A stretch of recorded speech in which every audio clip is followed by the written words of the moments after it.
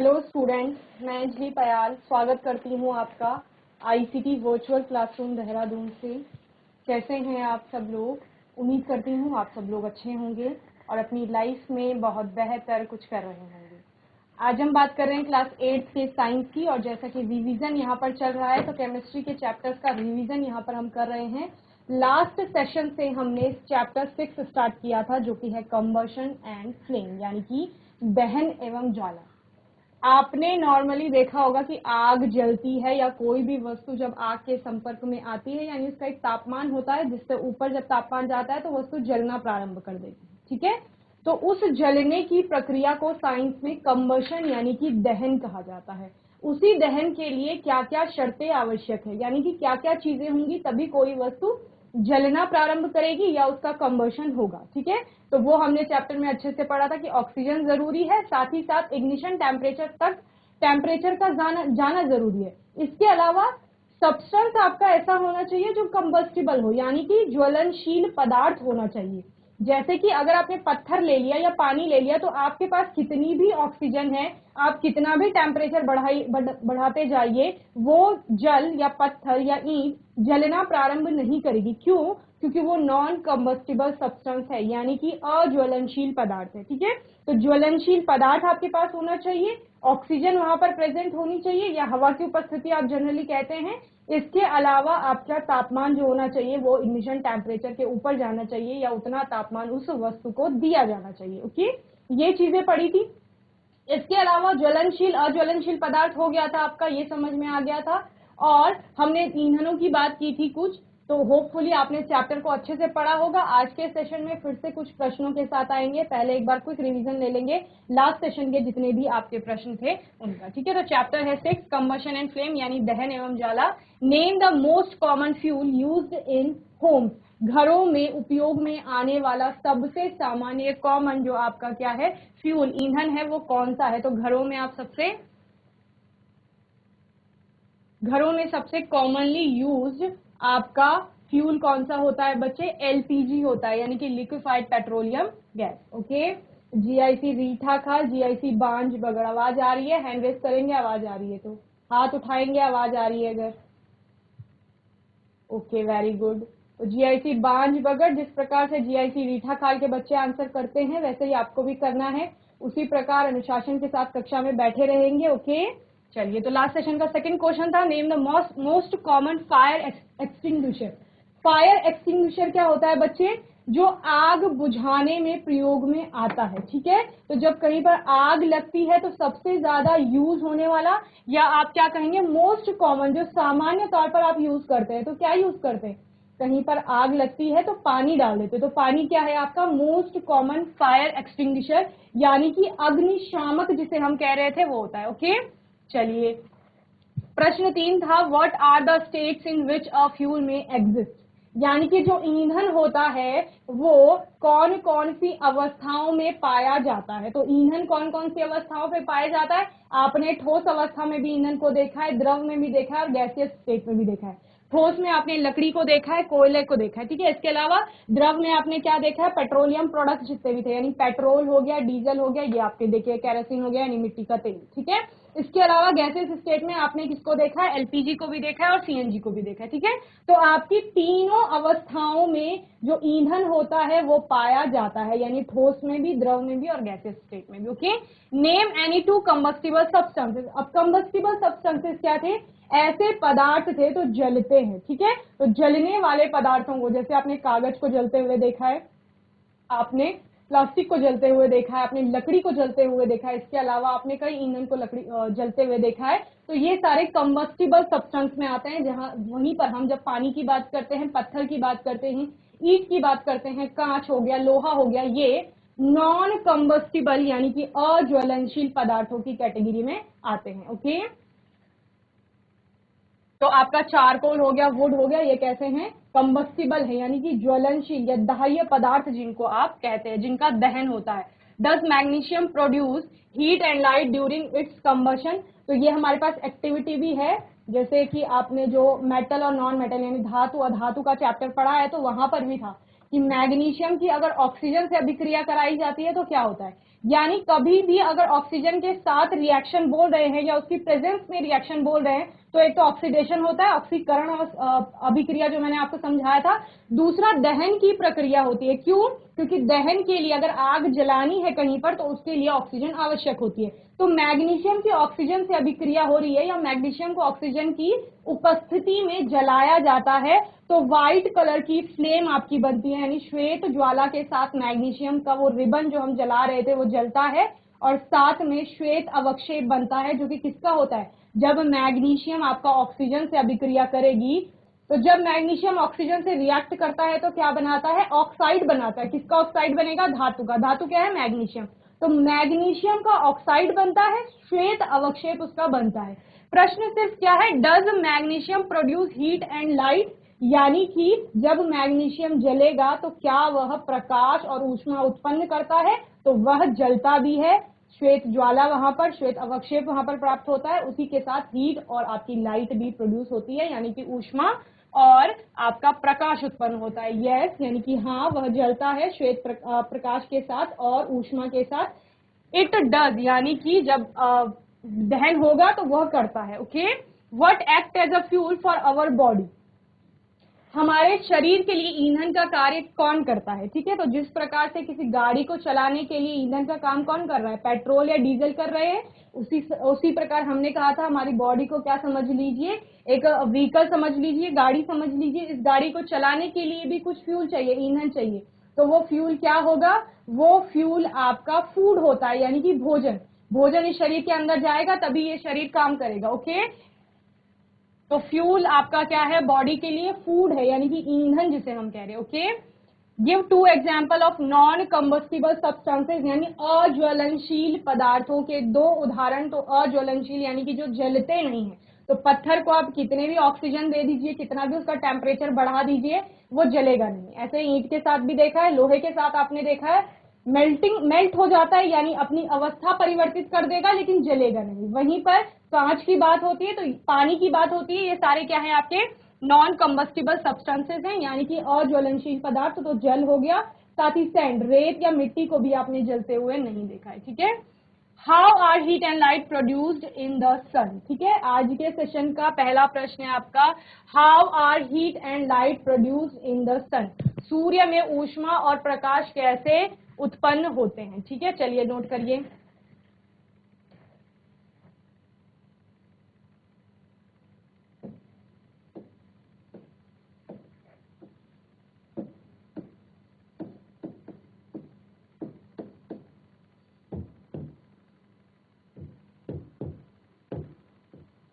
बातें नहीं करेंगे, आप स्क्रीन में दिखाई दे रहे हैं। ठीक है,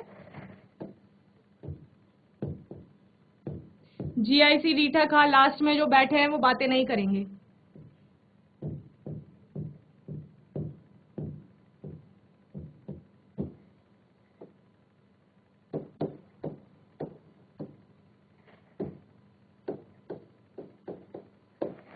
चलिए, क्या प्रश्न है? सूर्य में ऊष्मा एवं प्रकाश कैसे उत्पन्न होते हैं? In the sun heat and light are produced by nuclear reaction. ये न्यूक्लियर रिएक्शन क्या होती है? नाभिकीय अभिक्रियाएं होती हैं। कहाँ होती हैं? जो सन के अंदर होती हैं, सूर्य के अंदर होती है, जिनके कारण से क्या होता है? उसमें ऊष्मा भी उत्पन्न हो रही है और साथ ही साथ वो क्या दे रहा है? प्रकाश भी दे रहा है। ठीक है, तो आप क्या लिखेंगे? इन सन यानी कि सूर्य में नाभिकीय अभिक्रियाओं के कारण क्या होता है? जो ऊष्मा है और प्रकाश है वो उत्पन्न होते हैं या फिर प्रोड्यूस यानी उत्पाद के रूप में आपका बनता है। ठीक है,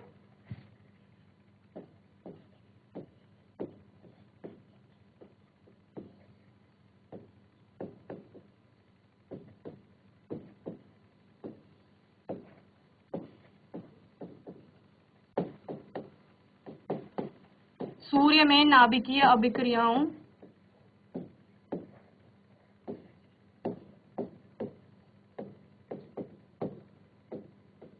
के फलस्वरूप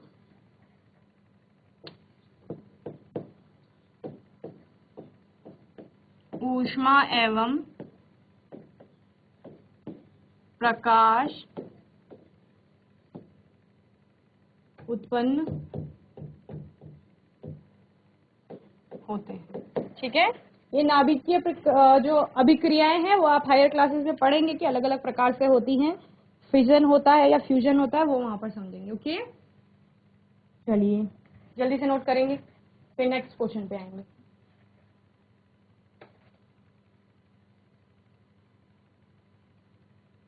चलिए प्रश्न संख्या 9, where were match stick first used, सबसे पहले माचिस की तीली का उपयोग कहां पर हुआ?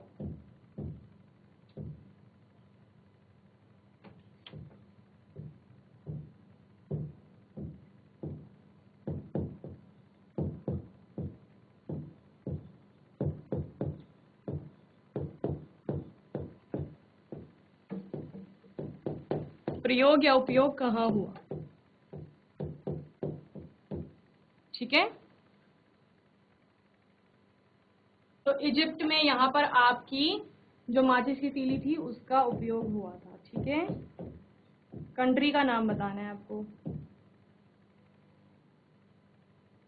वैसे ये क्वेश्चन सिर्फ आपके क्लास तक सीमित नहीं रहेंगे कि 8th क्लास के हैं, इसलिए आप कोई भी कॉम्पिटिटिव एग्जाम देते हैं तो उसके अनुसार भी ये प्रश्न क्या है उसको ध्यान में रखते हुए बहुत इंपॉर्टेंट है। ऐसे प्रश्न आपके आते हैं, किसमें आएंगे? बहुविकल्पीय प्रश्नों में आएंगे। एक एक वर्ड वाले जो ये आ रहे हैं ना, 1 वर्ड वाले क्वेश्चन आंसर देख रहे हैं, तो क्योंकि 1 वर्ड में आंसर देना है तो ये आपके एमसीक्यूज में भी आते हैं, यानी बहुविकल्पीय प्रश्न जहां पर आपको विकल्प मिलते हैं और उनमें से आपको एक छांटना होता है। ओके,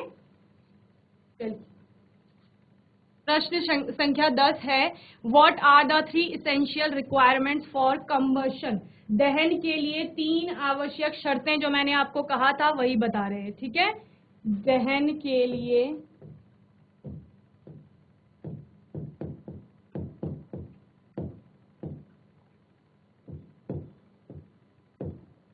3 आवश्यक, जल्दी से माइक ले लीजिए, जिसको आंसर करना है हैंड रेज करिए और माइक ले लीजिए। दहन के लिए 3 आवश्यक शर्तें क्या है? जीआईसी बांज बगड़ और जीआईसी रीठा खाल, जिससे आंसर करना है जल्दी से माइक ले लीजिए। चलिए, कौन आंसर करेगा? जीआईसी रीठा खाल।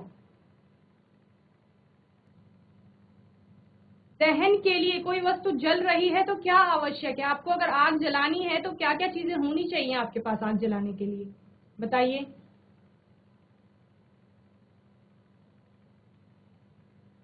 यस, जीआईसी रीठा खाल। क्या नाम है बच्चे आपका? जी मैम। मैम एक तो फ्यूल हो गया, fuel, air, fuel, air, oxygen. हाँ एयर बोला है, मीन्स ऑक्सीजन। ओके, और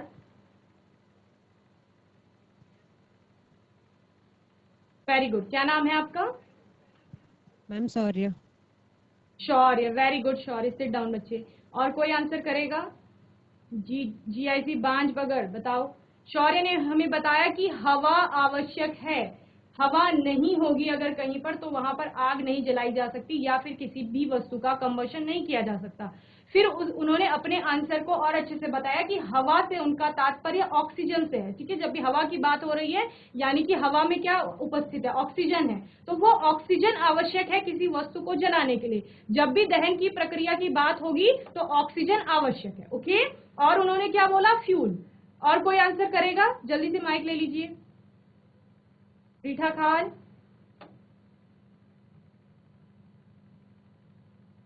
ओके, जीआईसी बांज बगड़ पीछे आप हैंड रेस कर रहे हैं, माइक ले लीजिए बच्चे। क्या नाम है आपका? हिमांशु। हिमांशु, गुड मॉर्निंग हिमांशु, बताइए। मैम दहन की उपस्थिति, जलने से सहायक ऑक्सीजन गैस की उपस्थिति, दहन ताप, ज्वलनशील ताप तक पहुंचना। ओके, किसी चीज से पढ़ रहे हैं आप और स्वयं से बता रहे हैं आंसर? मैम स्वयं ही से। वेरी गुड, चलिए very good Himanshu, sit down बच्चे। तो हमें हिमांशु ने एक नई चीज बताई कि ज्वलनशील ताप, यानी जिसको हम इग्निशन टेम्परेचर बोल रहे थे, उस इग्निशन टेम्परेचर तक टेम्परेचर का जाना आवश्यक है। और हमें शौर्य ने बताया था कि फ्यूल से उनका तात्पर्य है कंबस्टिबल सब्सटेंस होना चाहिए। पहले तो आपके पास पदार्थ ऐसा होना चाहिए जो कि जलेगा। जब मैं पत्थर की बात कर रही हूँ तो वो नहीं जलेगा, जल की बात, पानी की बात कर रही हूँ तो वो नहीं जलेगा, उनका कंबशन ही नहीं होगा। तो आवश्यक क्या है? कंबस्टिबल सब्सटेंस आवश्यक है, यानी कि ज्वलनशील पदार्थ होना चाहिए। अब आपके पास ये ज्वलनशील पदार्थ आ गया, ठीक है। फिर मैं इसको एक ऐसे एनवायरमेंट में ले गई जहां पर ऑक्सीजन नहीं है, तो वहां पर मैं इसको कितना ही तापमान दे दूं, कितना ही आग के पास ले जा लूं, पहले तो वहां पर आग जलेगी नहीं। फिर मैं इसको कितना भी टेम्परेचर इसका बढ़ा लूं तो ये जलेगा नहीं, क्योंकि ऑक्सीजन वहां पर प्रेजेंट नहीं। दूसरा आपने ही क्या बताया कि इग्निशन टेम्परेचर, ज्वलन ताप उन्होंने बोला, यानी कि अगर इसका ज्वलन ताप 70 डिग्री है और मैं 65 डिग्री सेल्सियस तक इसका तापमान ले जा रही हूँ, इतना आग जला रही हूँ कि 65 डिग्री सेल्सियस तक है, लेकिन ये तब तक नहीं जलेगा जब तक 70 डिग्री सेल्सियस तक इसका तापमान नहीं जाएगा।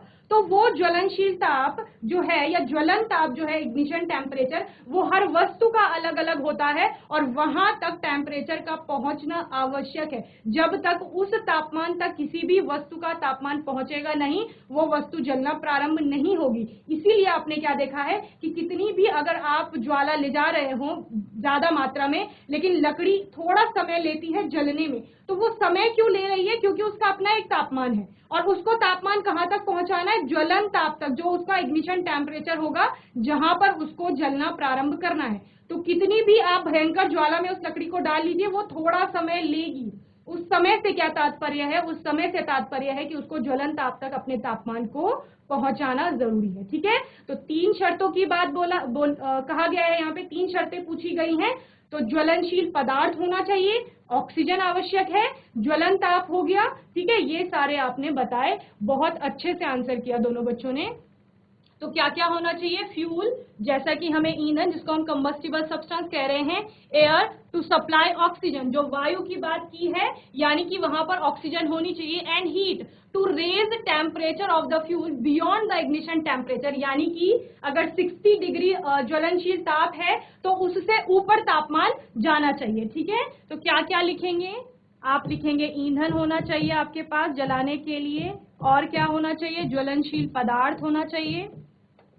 पॉइंट बनाकर भी लिख सकते हैं 1 2 3, क्योंकि यहाँ पर 3 पॉइंट कहा है। तो एक आपका ईंधन हो गया, दूसरा ज्वलनशील पदार्थ हो गया, तीसरा आपने कहा हवा, ब्रैकेट में आप क्या लिख लेंगे?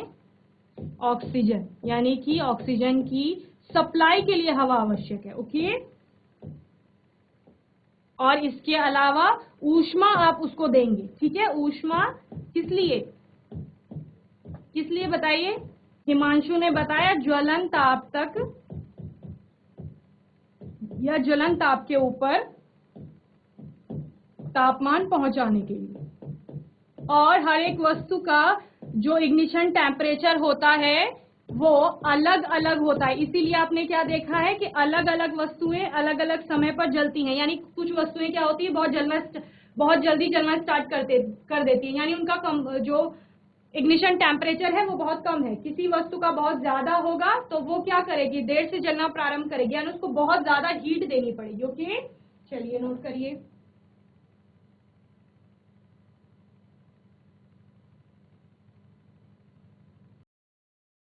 प्रश्न संख्या 11, what is the ignition temperature of phosphorus? Phosphorus का इग्निशन टेम्परेचर कितना होता है? ठीक है, लिखिए फॉस्फोरस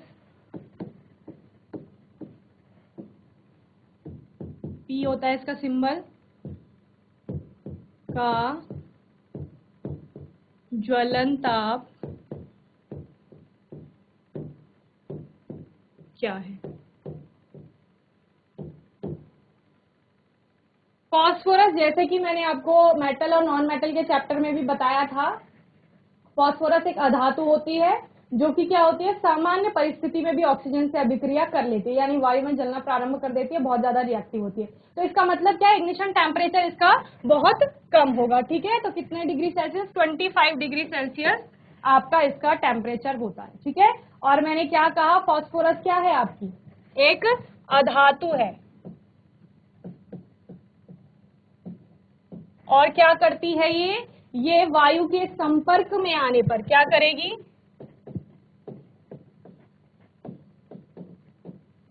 वायु के संपर्क में आने पर जलना प्रारंभ कर देती है, यानी उसको ज्यादा टेम्परेचर चाहिए ही नहीं, क्योंकि इग्निशन टेम्परेचर ही कितना है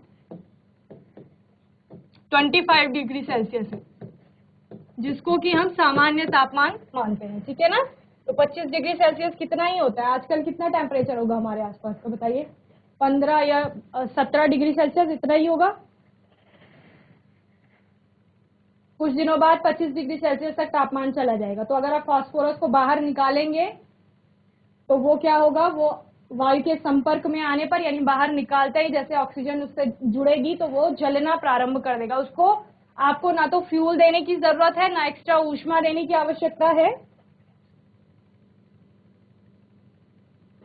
और इसको स्टोर करने के लिए, क्योंकि जलना प्रारंभ कर देती है, तो फास्फोरस को, पी यानी फास्फोरस को कैपिटल पी लिखेंगे, ठीक है।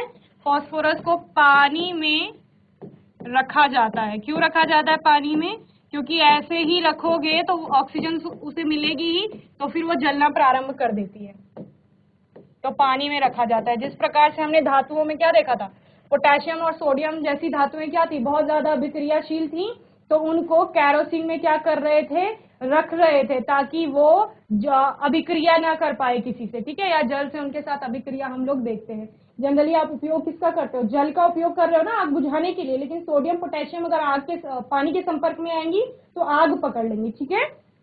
चलिए, तो जितने प्रश्न कराए अभी तक सभी समझ में आए, बताओ जीआईसी रीठा काल और जीआईसी बांजबगड़, हैंड रेज करिए, समझ आए। चलिए, वेरी गुड। बातें नहीं करेंगे बच्चे बिल्कुल भी। What is the colour of an LPG flame, चलिए यही क्वेश्चन है आपके लिए जीआईसी बांजबगड़। एलपीजी फ्लेम देखी है सबने, एलपीजी की ज्वाला,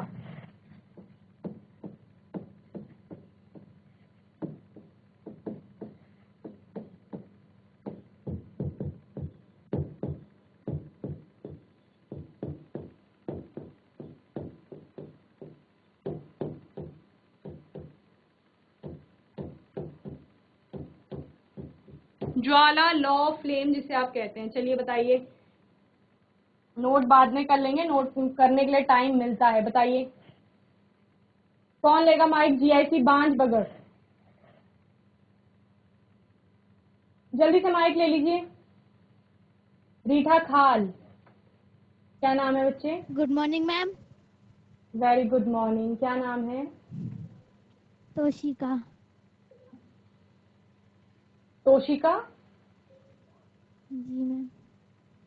तोशिका, एलपीजी का फुल फॉर्म बताइए। एलपीजी का पूर्ण रूप से आप उसका नाम लिखेंगे तो क्या होता है, एल का मतलब क्या होता है, पी का मतलब क्या होता है, और जी का मतलब क्या होता है।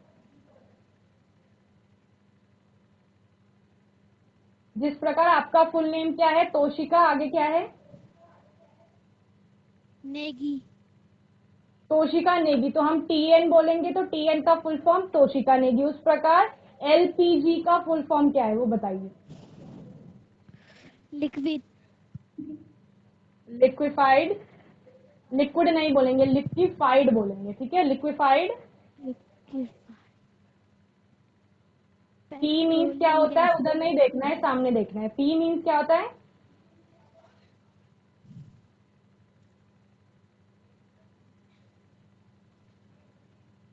यस, वेरी गुड रीठा खाल। चलिए, क्वेश्चन क्या था, ज्वाला का रंग क्या होता है, ज्वाला का रंग पता है आपको तोशिका? ब्लू। ब्लू होता है, वेरी गुड, सिट डाउन बच्चे, वेरी गुड तोशिका। तो तोशिका ने हमें बताया कि जो ज्वाला जलती है उसका रंग नीला होता है, ठीक है। जीआईसी बांजबगड़, हिमांशु के बगल में एक बॉय बैठे हैं, आप जल्दी से माइक ले लीजिए, हिमांशु के लेफ्ट में माइक ले लीजिए जल्दी से। यस, आप, यस, क्या नाम है बच्चे? Good morning ma'am. Very ma'am good, Praveen. क्या नाम है? प्रवीण। प्रवीण बताइए एलपीजी का full form. Ma'am liquefied petroleum gas. Very good, liquefied petroleum gas. तो तोशिका पी मीन्स होता है पेट्रोलियम और जी मीन्स होता है गैस, ठीक है। तो liquefied petroleum gas, mic off कर लेंगे। लिक्विफाइड पेट्रोलियम गैस, जिसको आप क्या कहते हैं, द्रवीकृत, sit down Praveen, very good. द्रवीकृत या तरलीकृत पेट्रोलियम गैस भी जिसे कहा जाता है, और उसका रंग आपने देखा एलपीजी कहाँ है, कहीं नहीं है। घर जाएंगे ना, किचन में जाएंगे, किचन में जो आपका गैस सिलेंडर है वहां पर मम्मी पापा जब खाना बना रहे होंगे तो जो आग जल रही है उसी को फ्लेम कहा जा रहा है। उसको देखना उसका रंग कैसा है, नीला रंग तो आता है, वो ब्लू फ्लेम है। ब्लू क्यों है ब्लू? मैंने कब कहा था कि ब्लू किसी भी फ्लेम का कलर आपका ब्लू कब होगा, बताइए जल्दी। कौन आंसर करेगा? ब्लू फ्लेम कब आती है बताइए। ब्लू फ्लेम यानी कि नीली ज्वाला या नीली लौ जिसे आप कहते हैं।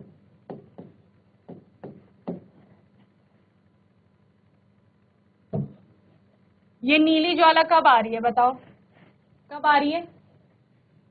आपने लकड़ी जलाई तब तो आपको नीली ज्वाला नहीं दिखी, गैस जलाने पर आपको नीली ज्वाला दिखती है। जब हम फ्लेम का टाइप पढ़ रहे थे कि एक मोमबत्ती जल रही है उसकी फ्लेम बन रही है, तो हमने आउटर मोस्ट में भी यही नीली ज्वाला दिखाई थी। बताओ ये कौन सा क्षेत्र था उसका, सबसे बाह्य वाला क्षेत्र था फ्लेम का? यस, रीठा खाल। आंसर करेंगे? यस, बोलिए आप। वंश नेगी। वंश नेगी। वंश बताइए नीली ज्वाला कब बन रही है? मैम जब गैस हाई मूड पे रहती है तब नीली कलर आता है। गैस जब हाई मूड पे रहती है, हाई पे रहती है, गैस जब हाई पे रहती है तब नीली फ्लेम आपकी बनती है। ठीक है, वेरी गुड। और कोई आंसर करेगा? वेरी गुड वंश, सिट डाउन बच्चे। जी ऐसी बीरों खाल, क्या नाम है? मैम लक्ष्मी रावत। लक्ष्मी रावत। जी ऐसी बीरों खाल, लक्ष्मी रावत बताइए नीली फ्लेम कब बन रही है? मैम नाइट्रोजन के कारण। नाइट्रोजन के कारण। ओके, और कोई आंसर करेगा? जी ऐसी बीरों खाल, बांझ बगड़ और रीठा खाल। चलिए very good Lakshmi, sit down बच्चे। चलिए, तो हम ब्लू फ्लेम की बात कर रहे थे, हम बात कर रहे थे कि सबसे बाह्य क्षेत्र है ये ज्वाला, जो आपकी लौ जलती है या फ्लेम बनती है उसका सबसे बाह्य क्षेत्र है। ये नीला क्यों है बच्चे? अगर गैस जलती है तो क्या आपने कभी गैस के जलने के बाद कोई धुआं उठते हुए देखा है? नहीं देखा है। ठीक है, नहीं देखा है ना सबने, बताइए नहीं देखा है। उसके बाद क्या आपने गैस जलाने के बाद कोई राख या कोयला ऐसा कुछ बाय प्रोडक्ट बना है? नहीं बना है। क्यों? क्योंकि जो एलपीजी है उसका होता है कंप्लीट कंबशन, यानी कि पूर्ण दहन, पूरे रूप से वो गैस जल रही है। और जब भी पूर्ण दहन होगा तो ये ब्लू फ्लेम आपको दिखाई देगी। ठीक है लक्ष्मी और आपका वंश, कब होगा? जब पूर्ण दहन हो रहा है। ठीक है, पूर्ण दहन के बाद आपकी नीली ज्वाला बनती है। इसीलिए इस पूर्ण दहन, जब पूर्ण दहन हो रहा है इसीलिए इसका जो टेम्परेचर है वो भी क्या है? बहुत ज्यादा हाई है। इसलिए गैस में जल्दी खाना बन रहा है आपको। और किसकी तुलना में? लकड़ी की तुलना में। लकड़ी चूल्हे में खाना बनाते हैं तो समय लगता है। क्यों? क्योंकि कंप्लीट कंबशन नहीं हो पा रहा है। कंप्लीट कंबशन नहीं हो पा रहा है, इस वजह से बाय प्रोडक्ट भी बन रहे हैं। ठीक है, बाय प्रोडक्ट बन रहे हैं। और लकड़ी से क्या बन रहा है? राख भी बन रहा है, कोयला बन रहा है, इसके अलावा गैसेस बहुत सारी निकल रही है, धुआं हो रहा है। ठीक है, जिसको हमने क्या कहा कि पोल्यूशन का एक कारण होगा ये। ओके, तो इस तरीके से हमने क्या देखा कि एलपीजी जब जलती है तो नीली ज्वाला के साथ जलती है। ये नीली ज्वाला क्यों है? क्योंकि एलपीजी का पूर्ण दहन हो रहा है, और इस पूर्ण दहन के कारण नीला जो क्षेत्र होता है इसका तापमान बहुत ज्यादा होता है। ओके, तापमान बहुत अधिक होता है इसका, इसलिए खाना जल्दी बन रहा है गैस में। और हमने फ्लेम के केस में क्या कहा था कि जो सुनार होता है वो ज्वाला के सबसे बाह्य क्षेत्र का प्रयोग करता है, क्योंकि वो नीले रंग का है, उसका पूर्ण दहन हो रहा है, ऑक्सीजन वहां पर प्रॉपर मिल रही है, और मेन पॉइंट क्या था कि तापमान बहुत ज्यादा होता है उस बाह्य क्षेत्र का जो ये नीले रंग का है। ठीक है, तो होपफुली आज का सेशन सबको अच्छे से समझ में आया होगा, और जितने भी प्रश्न यहाँ पर कराए गए वो आपको अच्छे से समझ में आए होंगे। आप लोगों ने बहुत अच्छे से आंसर किया। जीआईसी रीठा का, जीआईसी बांझ बगड़, जीआईसी बीरो का। ठीक है, इसी प्रकार सभी स्कूल्स के बच्चों को अच्छे से आंसर करना है और अपनी पढ़ाई को अच्छे से करते रहना है। कोई डाउट होगा मन में, कोई क्वेश्चन होगा तो आने वाले सेशन में आप लोग पूछ लेंगे। और तब तक के लिए आईसीटी वर्चुअल क्लासरूम से जुड़ने के लिए धन्यवाद।